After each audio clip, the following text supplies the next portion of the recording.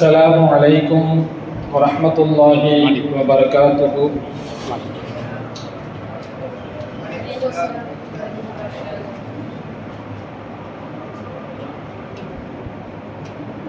الحمد لله رب العالمين والعاقبة للمتقين. الصلاة والسلام على سيدنا محمد أشرف الأنبياء والمرسلين وعلى آله الطيبين وأصحابه الطاهرين والمؤمنين والمسلمين كلهم أجمعين. أما بعد، فقد قال الله تبارك وتعالى في كلامه القديم والفرقان الحميد بعد أعوذ بالله من الشيطان الرجيم بفضل بسم الله الرحمن الرحيم. الذين آتيناهم الكتاب يتلونه حق تلاوته أولئك يؤمنون به. صدق الله العلي العظيم. قال النبي صلى الله عليه وسلم: اقرأوا القرآن فإنه يأتي يوم القيامة شفيعا لأصحابه. وقال أيضا: خيركم من تعلم القرآن وعلمه. صدق رسول الله صلى الله عليه وسلم. அளவற்ற அருளாளனும் நிகரற்ற அன்புடையவனுமாகிய எல்லாம் வல்ல அல்லாஹ்வை போற்றி புகழ்ந்தவனாக, அல்லாஹ்வின் அன்பும் அருளும் அகிலத்தின் அருட்கொடையாம் அண்ணலம் பெருமானார் கண்மணி நாயகம் ரசூலுல்லாஹி ஸல்லல்லாஹு அலைஹி வஸல்லம் அவர்களின் மீதும், உலக முஸ்லிம்கள் குறிப்பாக நம் இங்கே அமர்ந்திருக்கக்கூடிய நம் அனைவரின் மீதும் நின்று நிலவட்டுமாக. ஆமீன். ஆரம்பமாக அல்லாஹ்விற்கு அஞ்சி நடந்து கொள்ளும்படியும், கண்மணி நாயகம் ஸல்லல்லாஹு அலைஹி வஸல்லம் அவர்களுக்கு அடிபணிந்து நடந்து கொள்ளும்படியும் எனக்கும் உங்களுக்கும் உபதேசம் செய்து கொள்கின்றேன். கண்ணியமாய்ந்த அல்லாஹ்வின் நல்லடியார்களே, புனிதம் நிறைந்த ஷாபானுடைய மாதத்தில் கடைசி பகுதியிலே நாம் இருந்து கொண்டிருக்கிறோம்.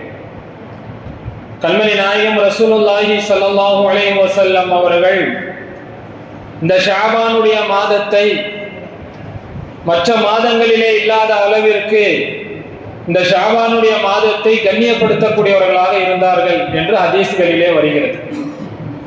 அதற்கு காரணங்களை நாம் பார்க்கின்ற பொழுது ஒரு 3 வகையான காரணங்கள்.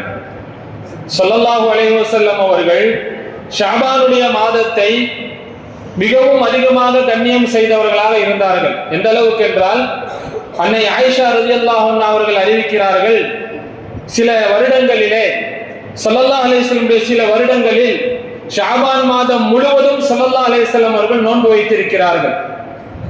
காரணம் என்னவென்று நாம் பார்க்கின்ற பொழுது அதில் முக்கியமான ஒரு காரணம் லிதஅலீமி ரமலான், அடுத்து வரக்கூடிய இந்த ரமலானுடைய மாதத்தை கண்ணிய செய்ய வேண்டும் என்பதற்காக ஷாபானில் இருந்து ஸல்லல்லாஹு அலைஹி வஸல்லம் அவர்கள் இது போன்ற நஃபிலான இபாதத்துகளிலே அதிகமாக ஈடுபடக்கூடியவர்களாக இருந்தார்கள் என்று நாம் பார்க்கிறோம்.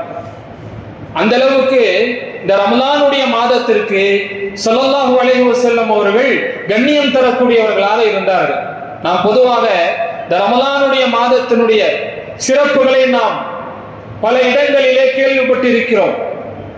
இந்த ரமலானுடைய மாதத்திற்குண்டான சிறப்புகளை ஹதீசுகளிலேயும் சொற்பொழிவுகளிலேயும் நாம் அதிகமாக கேள்விப்பட்டிருந்தாலும் கூட, நீங்கள் குர்ஆனை எடுத்து பார்த்தால் இந்த ரமலானை அறிமுகம் செய்கின்ற பொழுது குர்ஆன் எப்படி சொல்கின்றது? குர்ஆன் இறங்கிய மாதம் என்று சொல்கின்றது. ஷஹரு ரமலான் அல்லதி உன்சில ஃபீஹில் குர்ஆன், குர்ஆன் இறங்கியதே அப்பேற்பட்ட ரமலானுடைய மாதம் என்று சொல்லிவிட்டு தான் அந்த மாதத்திலே நீங்கள் நோன்பு வையுங்கள் என்று அல்லாஹ் நமக்கு சொல்கின்றார். அப்படி என்றால் நமக்கு அருட்கொடையாக ஒரு பெரும் பொக்கிஷமாக அல்லாஹ்வின் புறத்தில் இருந்து தரப்பட்டிருக்கக்கூடிய இந்த குர்ஆனை நாம் எந்த அளவுக்கு கண்ணியம் செய்ய கடமைப்பட்டிருக்கிறோம். தமிழகம் எங்கும் இந்த ஷாபானுடைய மாதத்திலே பல்வேறு இடங்களில் குர்ஆனை ஓசைகளால் வசனங்களால் மனனம் செய்த ஹாஃபில்களுக்கும் அதனுடைய கருத்துக்களை சட்டங்களை மனனம் செய்த ஆலிம்களுக்கும் பட்டமளிப்பு விழா நடந்து கொண்டிருக்கக்கூடிய இந்த நேரத்தில் குர்ஆனோடு நம்முடைய தொடர்பு எப்படி இருக்க வேண்டும் என்பதை நாம் சிந்திக்க கடமைப்பட்டிருக்கிறோம். கண்ணியத்திற்குரியவர்களே, இந்த குர்ஆனோடு எந்த விஷயங்கள் சேர்கின்றதோ அவைகளை அல்லாஹ் சிறப்புப்படுத்தி வைத்து விடுகிறான். ஒரு விஷயம் குர்ஆனோடு இணைந்து விட்டால் அந்த விஷயத்தை அல்லாஹ் மிகவும் மேன்மையாக்கி வைக்கின்றான். உதாரணத்திற்கு, இந்த உலகத்திலே 1,00,000க்கும் மேற்பட்ட நபிமார்கள் வந்திருந்தாலும் கூட எந்த நபிக்கு இந்த குர்ஆன் அருளப்பட்டதோ அந்த நபியைத்தான் நபிமார்களுக்கு தலைவராக அல்லாஹு தஆலா ஆக்கி வைத்திருக்கிறான். கோடான கோடி எண்ணிக்கையிலே வராத அளவிற்கு, மனிதர்களால் எண்ணி பார்க்க முடியாத அளவிற்கு கோடான கோடி மலக்குகள் இருந்தாலும் கூட ஒரு ஹதீஸிலே வருகிறது, 7 வானத்திற்கு மேலே பைத்துல் மஅமூர் என்கின்ற மலக்குகளுடைய ஒரு பள்ளிவாசல் இருக்கிறது. ஒவ்வொரு நாளும் அந்த பள்ளிக்குள் 70,000 மலக்குகள் உள்ளே நுழைகிறார்கள். உள்ளே நுழைந்த மலக்கு வெளியே வருவதில்லை. அப்படி என்றால் மலக்குகளுடைய எண்ணிக்கை அல்லாஹ்வை தவிர வேறு யாருக்குமே தெரியாது. கோடான கோடி மலக்குகள் இருந்தாலும் எந்த மலக்கு இந்த குர்ஆனை இந்த பூமிக்கு கொண்டு வந்தாரோ அந்த மலக்கை தான் அல்லாஹு தஆலா மலக்குமார்களுக்கு தலைவராக்கி வைத்திருக்கிறார். எந்த பூமியிலே இந்த குர்ஆன் இறங்கியதோ அந்த மக்கத்து மாநகரை தான் உலகத்திலே இருக்கக்கூடிய எல்லா இடங்களை விட சிறந்த இடமாக, எந்த உம்மத்திற்கு இந்த குர்ஆன் அருளப்பட்டதோ அந்த உம்மத்து தான் மற்ற உம்மத்துகளை விட சிறந்த உம்மத்தாக அல்லாஹ் ஆக்கி வைத்திருக்கிறார். அது மட்டுமல்ல, எந்த மாதத்தில் இந்த குர்ஆன் இறங்கியதோ அந்த ரமலான் மாதம் மற்ற மாதங்களை விட சிறந்தது. இன்னும் சொல்ல போனால், எந்த இரவில் இந்த குர்ஆன் இந்த பூமியில இறங்கியதோ அந்த இரவுதான் மற்ற இரவுகளை விட சிறந்ததாக அல்லாஹ் ஆக்கி வைத்திருக்கிறான். இன்னும் சொல்ல போனால், ஸல்லல்லாஹு அலைஹி வஸல்லம் அவர்கள் சொல்வார்கள், உங்களிலே சிறந்தவர் யார் என்று சொல்லும் பொழுது ஸல்லல்லாஹு அலைஹி வஸல்லம் சொல்வார்கள், கைருக்கும், உங்களிலே ஆக சிறந்தவர் மன் தஅல்லமல் குர்ஆன, முதலில் குர்ஆனை தான் கற்க வேண்டும், வஅல்லமஹு, பிறகு அதை மற்றவர்களுக்கு கற்றுத்தர வேண்டும். அப்படி குர்ஆனை தானும் கற்று மற்றவர்களுக்கும் கற்றுக் கொடுப்பவர் தான் உங்களிலே சிறந்தவர் என்பதாக ஸல்லல்லாஹு அலைஹி வஸல்லம் அவர்கள் சொல்லித் தருகிறார். பொதுவா இந்த உலகத்திலே அல்லாஹ் தஆலா மனிதர்களுடைய நேர்வழிக்காக வேண்டி நபிமார்களை அல்லாஹ் தஆலா அனுப்புவான். இது அல்லாஹ்வினுடைய ஒரு வளமை. சையதனா ஆதம் அலைஹிஸ்ஸலாம் அவர்கள் முதற்கொண்டு கண்மணி நாயகம் ஸல்லல்லாஹு அலைஹி வஸல்லம் அவர்கள் வரை ஒரு ரிவாயத்தின் அடிப்படையிலே 1,24,000 நபிமார்கள் இந்த உலகத்திற்கு வந்திருக்கிறார். இந்த உலகத்திலே நபிமார்களை அனுப்பும் பொழுது அல்லாஹ் என்ன செய்வான், இவர்கள் அல்லாஹ்வினுடைய நபி என்பதற்கு அடையாளமாக சில அற்புதங்களை அந்த நபிக்கு அல்லாஹ் தருவான். அரபியிலே அதற்கு முஅஜிஸா என்று சொல்வார்கள். உலகத்திலே வந்த எல்லா நபிமார்களுக்கும் அல்லாஹ் தஆலா அற்புதங்களை தந்துதான் அவர்களை நபியாக அனுப்புவான். அந்த அற்புதங்கள் எப்படி இருக்கும்? அன்றைய காலகட்டத்தில் மக்களிடத்திலே எந்த விஷயம் மிகவும் பிரபலமாக பேசப்படுமோ, எந்த விஷயத்தை மக்கள் கண்ணியமாக கருதுவார்களோ அந்த விஷயம் சார்ந்ததாக, அதே நேரத்தில் யாராலும் செய்ய முடியாத ஒரு உச்சத்தில் இருக்கக்கூடிய ஒரு தனி சிறப்பை தான் அந்த நபிக்கு அல்லாஹ் மோஜிசாவாக வழங்குவான். உதாரணமாக சையதனா மூசா அலைஹிஸ்ஸலாமுடைய காலகட்டத்தை நாம் எடுத்து பார்த்தால், அவர்களுடைய காலகட்டத்திலே இந்த கண்கட்டி வித்தைகள், மாயாஜாலங்கள், இவைகள் எல்லாம் மிகவும் பிரபலமாக உயர்வாக கருதப்பட்ட காலகட்டம். கண்கட்டி வித்தைகள் காட்டக்கூடியவர்கள், மாயாஜாலத்தை செய்யக்கூடியவர்கள் எல்லாம் மக்களிலே உயர்ந்தவர்களாக கருதப்பட்ட அந்த காலகட்டத்திலே தான் அல்லாஹு தஆலா சையதனா மூசா அலைஹிஸ்ஸலாமிற்கு ஒரு கைத்தடியை அற்புதமாக வழங்கினான். எப்படிப்பட்ட கைத்தடி?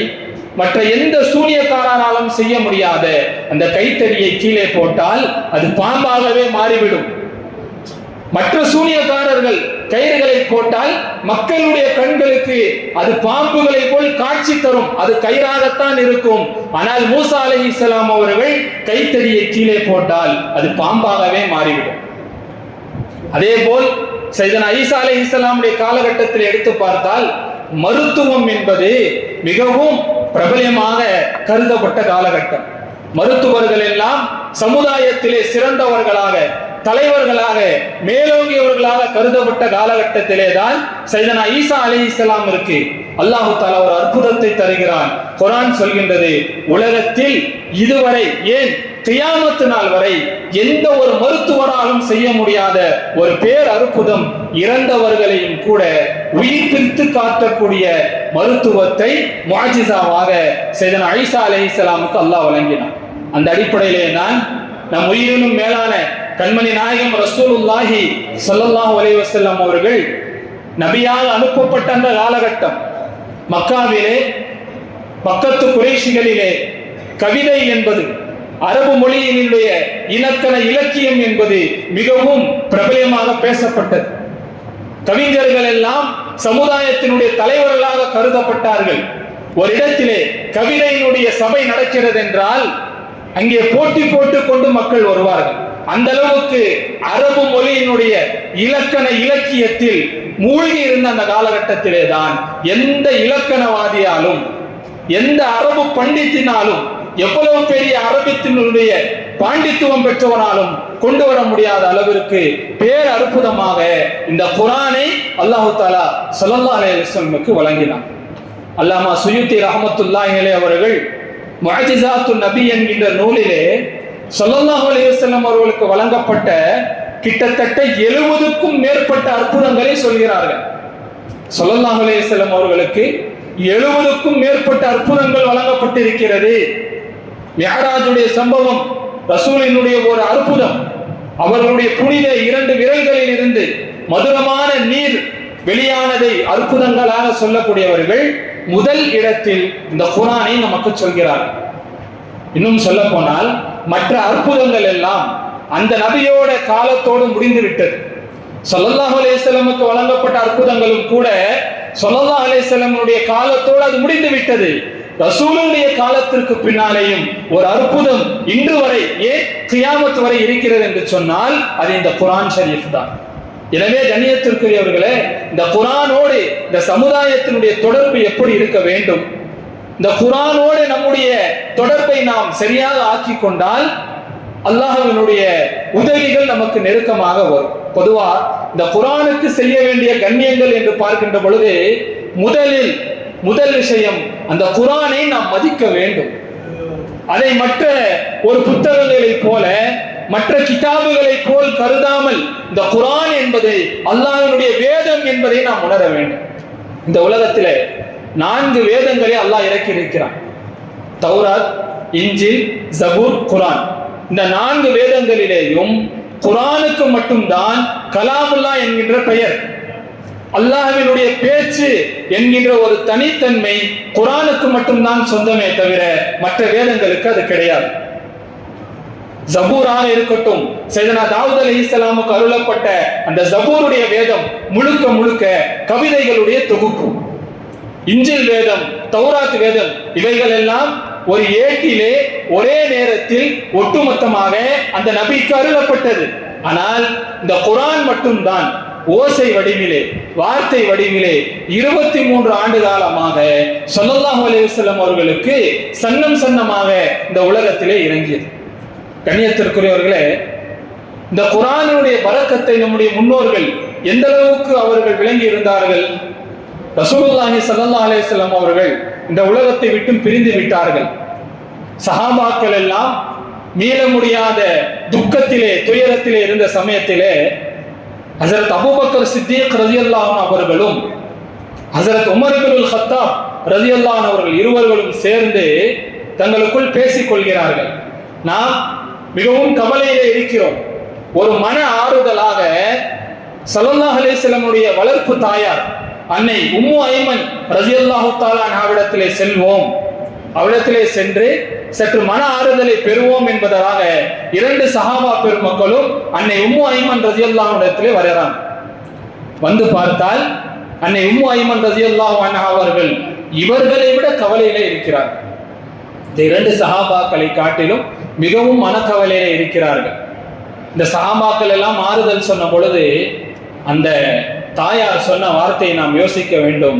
அவர்கள் சொன்னார்கள், நான் ஸல்லல்லாஹு அலைஹி வஸல்லம் அவர்கள் இந்த உலகத்தை விட்டு பிரிந்து விட்டார்கள் என்பதற்காக மட்டும் நான் கவலைப்படவில்லை. பிறகு என்ன காரணம்? ஸல்லல்லாஹு அலைஹி வஸல்லம் அவர்களுடைய பிரிவின் மூலமாக அவர்கள் இந்த உலகத்தை விட்டு பிரிந்ததிலிருந்து இந்த உலகத்தில் குர்ஆன் இறங்குவதும் நின்று விட்டதே என்று நினைத்து நான் கவலைப்படுகிறேன் என்று சொன்னார்கள். இந்த உலகத்தில் குர்ஆன் இறங்கிக் கொண்டிருக்கும் காலமெல்லாம் இந்த சமுதாயத்திற்கு அது ஒரு பாதுகாப்பாக இருந்தது. எனவே கண்ணியத்திற்குரியவர்களே, இந்த குர்ஆனோடு நம்முடைய தொடர்புகள் சரியாக விட்டது என்று சொன்னால் உலகத்தில் மட்டுமல்ல, மறுமையில் அல்ல, கியாமத்து வரை நம்முடைய எல்லா காரியங்களும் சரியாகிவிடும். முஸ்லிம் ஷரீஃபில் வரக்கூடிய ஒரு ஹதீஸ், ஹஸரத் அபூ உமாமத்துல் பாஹிலி ரலியல்லாஹு அன்ஹு அவர்கள் அறிவிக்கிறார்கள், ஸல்லல்லாஹு அலைஹி வஸல்லம் சொன்னார்கள், இக்ரஉல் குர்ஆன், நீங்கள் குர்ஆனை நியமமாக ஓதி வாருங்கள். ஏன்? ஃபஇன்னஹு யஅதி யௌமல் கியாமத்தி ஷஃபீஅன் லி அஸ்ஹாபிஹி, யார் குர்ஆனை நியமமாக ஓதி வருகிறார்களோ அவருக்காக இந்த குர்ஆன் நாளை மறுமையிலே ஷிஃபாஅத் செய்வதற்காக, சிபாரிசு செய்யக்கூடியதாக வரும் என்று சொன்னார்கள். இன்னொரு ஹதீஸில் வருகிறது, நாளைக்கு மறுமையிலே அமளி துமளி நிரம்பிய அந்த மைதானத்தில் நபிமார்கள் எல்லாம், சாலிஹீன்கள் எல்லாம் மற்ற மக்களுக்கு ஷஃபாஅத் செய்வதற்கு முன்னால் குர்ஆனும் நோன்பும் தன்னுடையவர்களுக்கு ஷஃபாஅத் செய்யும் என்பதாக சஹீஹான ஹதீஸ்களிலே வருகிறது. எனவே கண்ணியத்திற்குரியவர்களே, இந்த குர்ஆனோடு நம்முடைய தொடர்பு, முதலிலே இந்த குர்ஆனுக்கு நாம் செய்ய வேண்டிய கண்ணியம், அதனை நாம் மதிக்க வேண்டும். ஒரு கவலைக்குரிய விஷயம் என்னவென்றால், இன்று குர்ஆனை ஓதுபவர்கள் அதிகமாக இருக்கிறார்கள், ஆனால் அந்த குர்ஆனுக்கு மரியாதை தருபவர்கள் என்று பார்க்கின்ற பொழுது நம்முடைய முன்னோர்களை விட தற்காலத்திலே குர்ஆனுக்கு மரியாதை என்பது குறைந்து விட்டது. ஒதுமில்லாமல் குர்ஆனை தொடலாம், தொழுகை இல்லாத காலத்திலேயும் குர்ஆனை தொடுவதற்கு தடை இல்லை என்கின்ற ஒரு மோசமான கருத்துக்கள் எல்லாம் இந்த குர்ஆனுக்கு செய்யப்படக்கூடிய அவமரியாதையாக இல்லையா? எந்த அளவுக்கு குர்ஆனுக்கு நாம் மரியாதை தர வேண்டும்? நம்முடைய முன்னோர்கள் சொல்லித் தராங்க, குர்ஆனை ஓத ஆரம்பித்து விட்டால் நம்முடைய சிந்தனைகளை வேறு எந்த பக்கத்திலேயும் நாம் திருப்பக்கூடாது. குர்ஆனை ஓத ஆரம்பித்து விட்டால் அல்லாஹ் அந்த அடியாரோடு பேச ஆரம்பிக்கிறான். ஒரு மனிதன் தொழுகிறார் என்றால், ஒரு அடியான் தொழுகின்றான் என்று சொன்னால் அவன் அல்லாஹ்வோடு பேசுகிறான் என்று பொருள். அதே நேரத்தில் ஒரு மனிதன் குர்ஆனை ஓத ஆரம்பித்து விட்டால் அல்லாஹ் அந்த அடியானோடு பேசுகிறான். அல்லாஹ் நம்மோடு பேசுகின்ற பொழுது நம்முடைய கவனங்களை வேறு திசைகளிலே திருப்பினால் நம்மோடு பேசுபவனுக்கு அது கோபத்தை தராதா? ஒரு உயர்ந்த பதவியிலே இருக்கக்கூடிய ஒருவர், நாட்டினுடைய அதிபராக இருக்கட்டும், ஒரு பெரிய அந்தஸ்திலே இருக்கிறார், அவர் நம்மகிட்ட பேசும் பொழுது நாம் எந்த அளவுக்கு அவர்கிட்ட கண்ணியமா பேசுவோம்? ஒரு காலம் அவர் நம்மகிட்ட பேசும்பொழுது நம்முடைய கண்ணியத்தை, நாம் நம்முடைய பார்வையை, கவனத்தை வேறு இடத்துல திருப்பினா அவர் என்ன நினைப்பாரு? போய் இவன்கிட்ட பேச வந்தனே நினைப்பார். ஒரு சாதாரண மனிதனுக்கே இந்த நிலை என்று சொன்னால், ஸல்லல்லாஹு அலைஹி வஸல்லம் ஹதீஸ்ல சொன்னாங்க, ஒரு நீண்ட ஹதீஸ், ஒரு சஹாபியை பார்த்து சொன்னார்கள் மற்ற தோழர்களிடத்திலே, உங்கள் தோழரை விட நான் மிகவும் ரோஷமானவன், என்னை விட அல்லாஹ் மிகவும் ரோஷமானவன் என்று சொல்லி காட்டுவார். அப்படி என்றால் நாம் குர்ஆன் ஓதுகின்ற பொழுது அகிலத்தின் அதிபதியான அல்லாஹ் நம்மோடு பேச ஆரம்பிக்கிறான். அப்பொழுது நம்முடைய கவனங்களை முழுக்க முழுக்க குர்ஆனோடு இருக்க வேண்டும். ஸல்லல்லாஹு அலைஹி வஸல்லம் சொன்னாங்க, பொதுவா இந்த உலகத்திலே அடியார்களுடைய எல்லா வார்த்தைகளையும் பேச்சுகளையும் அல்லாஹ் கவனிக்கிறான். ஸல்லல்லாஹு அலைஹி வஸல்லம் சொன்னார்கள், குர்ஆன் ஓதுவதை ரசித்து கேட்பதை போல் அல்லாஹ் வேற எந்த சத்தத்தையும் ரசித்து கேட்பதில்லை என்று ஸல்லல்லாஹு அலைஹி வஸல்லம் சொன்னார்கள். அதனால தான் சொன்னார்கள், ஸய்யினுல் குர்ஆன பி அஸ்வாதிக்கும், குர்ஆனை உங்களுடைய சப்தங்களினால் அழகுபடுத்துங்கள் என்று சொன்னார். வெறுமனே ஓதுங்கள் என்று சொல்லவில்லை, அழகுபடுத்துங்கள் என்று சொன்னார்கள். எனவே கண்ணியத்திற்குரியவர்களே, இந்த குர்ஆனுக்கு நாம் தரக்கூடிய கண்ணியத்திலே அதை நாம் மதிக்க வேண்டும். இரண்டாவது, குர்ஆனை நியமமாக ஓதி வர வேண்டும். அல்லாஹ் குர்ஆனில் ஒரு இடத்திலே சொல்கின்றான், நல்லோர்கள், இந்த குர்ஆனை கொண்டு ஈமான் கொண்டவர்கள் யார் என்று நாம் பார்க்கின்ற பொழுது அல்லாஹ் சொல்லக்கூடிய வார்த்தை, அல்லதீன ஆத்தைனாஹுமுல் கிதாப, யாருக்கு நாம் வேதத்தை வழங்கினோமோ, யத்லூனஹு ஹக்க திலாவதி, அதை எப்படி முறையாக ஓத வேண்டுமோ அந்த முறையிலே ஓதுபவர்கள் தான் உலாயிக யுமினூன பிஹி, அவர்கள் தான் உண்மையாக அந்த வேதத்தை கொண்டு ஈமான் கொண்டவர்கள் என்று அல்லாஹ் சொல்லி காட்டுகிறான். எனவே கண்ணியத்திற்குரியவர்களே, இந்த குர்ஆனுக்கு தர வேண்டிய கண்ணியத்தை நாம் நம் வாழ்க்கையிலே கடைசி வரை நாம் பேண வேண்டும். ஸல்லல்லாஹு அலைஹி வஸல்லம் அவர்கள் பெற்றோர்களுக்கு சொல்வார்கள், உங்கள் பிள்ளைகளுக்கு நீங்கள் குர்ஆன் ஓதுவதை கற்றுத்தாருங்கள் என்று சொன்னார். என்ன காரணம்? ஒரு சமுதாயம் குர்ஆனோடு எதுவரை தொடர்பில் இருக்குமோ அந்த சமுதாயம் ஒரு காலம் வழி தவறி செல்லாது என்பதை வரலாற்று நெருக்கிலே நிறைய சம்பவங்கள் நிகழ்வுகளை நாம் பார்த்திருக்கிறோம். கண்ணியத்திற்குரியவர்களே, ஒரே ஒரு நிகழ்வை சொல்லி நான் என்னுடைய இந்த உரையை முடிக்கிறேன். நம்முடைய இந்தியாவிலே பொதுவாகவே இஸ்லாமிய மன்னர்களை பற்றி தவறான கருத்துக்கள் சொல்லப்படுகிறது. இந்தியாவிற்குள் வந்த மன்னர்களை பற்றி தவறான கருத்துக்கள் சொல்லப்படுகிறது. ஆனால் இந்த இந்தியாவிற்கு படையெடுத்து வந்த மன்னர்களிலே மிகவும் பிரபலமானவர்கள் மஹ்மூதுல் கஸ்னவி ரஹ்மத்துல்லாஹி அலைஹி என்றவர்கள். கஜினி முகமது என்று சொல்லப்படக்கூடிய மஹ்மூதுல் கஸ்னவி ரஹ்மத்துல்லாஹி அவர்கள் முஹியுத்தீன் அப்துல் காதர் ஜீலானி ரலியல்லாஹு அன்ஹுடைய நேரடி முரீதாக அவர்கள் கைப்பற்றி நேரடியாக அவருடைய சீடராக இருந்தவர்கள். அவர்கள் ஒரு நாள் தங்களுடைய படையினுடைய காரியங்களை எல்லாம் முடித்துக்கொண்டு இரவு நேரத்தில் உடல் சோர்வாக தன் அரண்மனைக்கு வருகிறார்கள். ஒரு இடத்திலே ஓய்வெடுப்பதற்காக வந்து அமர்கிறார்கள். அமர்ந்து பார்த்தால் தன் காலுக்கு நேராக ஒரு இடத்திலே மேலே இருக்கக்கூடிய ஒரு பரனிலே குர்ஆனினுடைய ஒரு தாள் வைக்கப்பட்டு இருக்கிறது. உடனே மஹ்மூதுல் கஸ்னவி ரஹ்மத்துல்லாஹி அவர்கள் யோசித்தார்கள், நம்ம கால் நீட்டுற இடத்துல குர்ஆன் இருக்குது, இன்னைக்கு நாம குர்ஆனுக்கு எவ்வளவு அவமரியாதை செய்கிறோம். அவங்க யோசித்து பார்த்தாங்க, நான் கால் நீட்டக்கூடிய இடத்திலே குர்ஆனுடைய வசனங்கள் இருக்கிறது, குர்ஆனுடைய ஒரு தாள் இருக்கிறது, அதை நோக்கி எப்படி நான் கால் நீட்டுவது என்று யோசிச்சுட்டு, சரி அதை தூக்கி நம்ம மேற்கு தலை இருக்கக்கூடிய திசையில வைக்கலாம் என்ற எண்ணம் வந்த உடனே திரும்ப யோசிக்கிறாங்க, நான் தூங்குறதுக்காக வேண்டி குர்ஆனை இடம் மாற்றி வைப்பதா என்று நினைத்து கொண்டு இரவு முழுவதும் தூங்காமல் அப்படியே அமர்ந்து கொண்டிருந்தார்கள். மரணம் அடைந்து விட்டார்கள். பிற்காலத்திலே அவர்களுடைய மாணவர்கள் அவர்களை கனவிலே பார்க்கிறார்கள். அவரிடத்திலே கேட்கப்பட்டது, அல்லாஹ் அவங்களோடு எப்படி நடந்து கொண்டார்.